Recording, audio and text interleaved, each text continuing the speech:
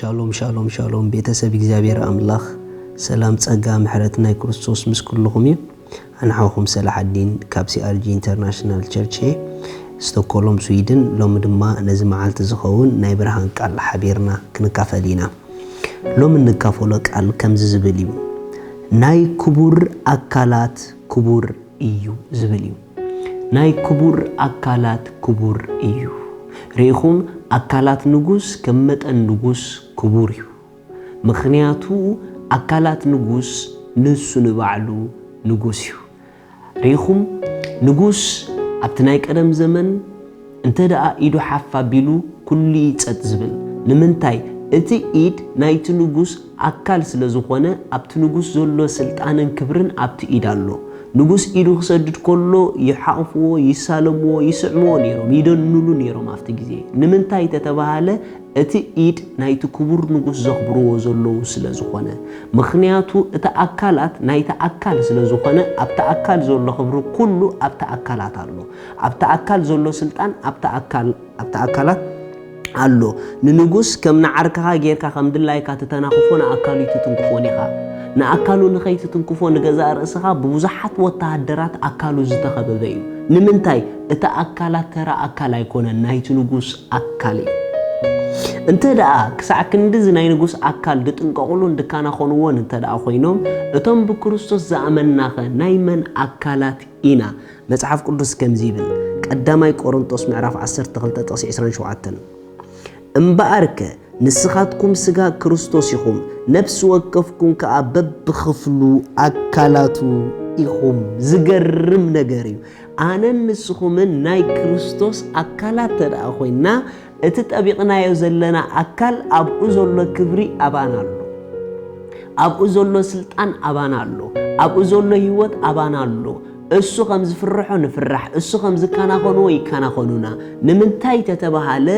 ንሕና ናይ ክርስቶስ አካላት ስለ ዝኾንና ንሕና ክንትንከፍ ጎይታ ይትንከፍ ንሕና ክንከብር ጎይታ ይኸብር ስለዚ እኳ እዩ ጳውሎስ ንክርስቲያናት ከሳጉግ ምጀመረ ኣብ መንገዲ ንክርስቲያናት ከሳጉግ ኢሉ እንዳኸደ ክርስቶስ ባዕሉ ተገሊጹሉ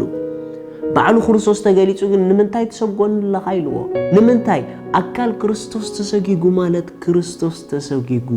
ማለት እዩ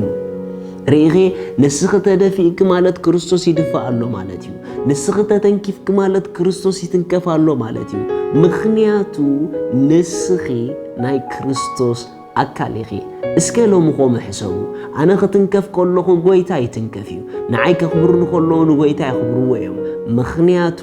ኣነ ናይ ክርስቶስ አካል እየ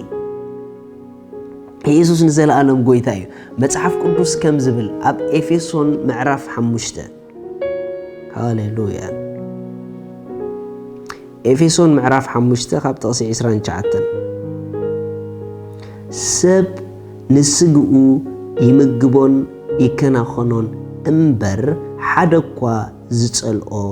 የልቦን አካላት ስግኡ ስለ ዝኾና ክርስቶስ ከምኡ ንማሕበሩ ይከናኸና ኣሎ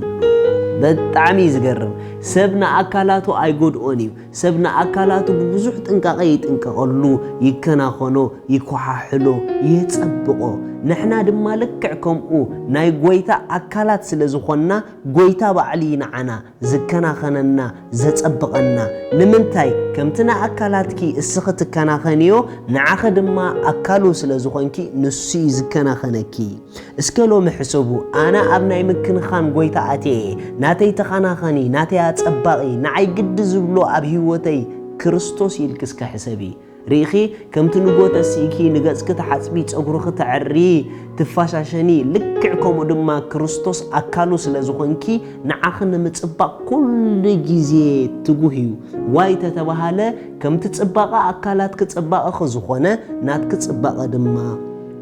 ንክርስቶስ ጽባቐ እዩ ዋይ ምኽንያቱ አካል ንሕድሕድ ናይ ክርስቶስ ኢና ንሕና ናይ ክርስቶስ አካላት ኢና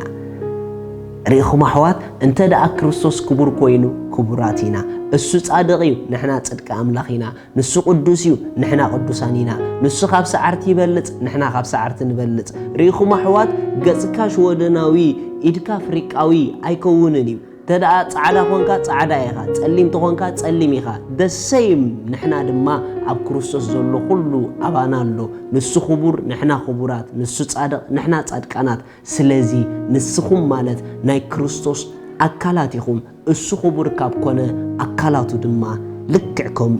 كبوراتيكم سلازي ذهب كان خبري حبكوم إلو حوي حفتي أبو زول خبر تخافيل كأخمو نرأسخا بأكل كريستوس فلتا شعو كمي مخانكا كتفلت إخا كمزيلنا نعوج أنا أكل كريستوس إيه حمام أي متننني دغنت أي متننني كبرت راحيو زمتنني مخنياتو ناي كبري أكل سلزقونكو آمين يسوس نزل عالم قويتايو لما نقويتا بمأمانكم أكل ناي كريستوس كتكونوا تدليو سبات نقويتا وسينكم دي تقبلكم زامعالت تتكامولا نقويتا أبيوتكم تقبلوا كتقبلوا روسونكم زات صلوت زيات الليو اكزابي رابو سلود خيسوس كريستوس يمسكنك اللهو يأمن اللهو سلا حتياتي كم تسغله عدا حتياتي كم زخفلون كم زموت اللي بسالسيت معالت دما كم زتنسأ اللي أبيمان أملاخون كم استقمت يأمن الله إيسوس كريستوس قويتاي مدحاني أملاخيو كابزا ساعات نكريستوس بمأماني حدش فترة كويني آمين نكو حقوسوكم زات صلوت زياد صلوكم بليس بزب تحت زولو يركم كم دي صلوكم كم دوسونكم نقرونا ددليكم حاجة كنسدلكم هنا شالوم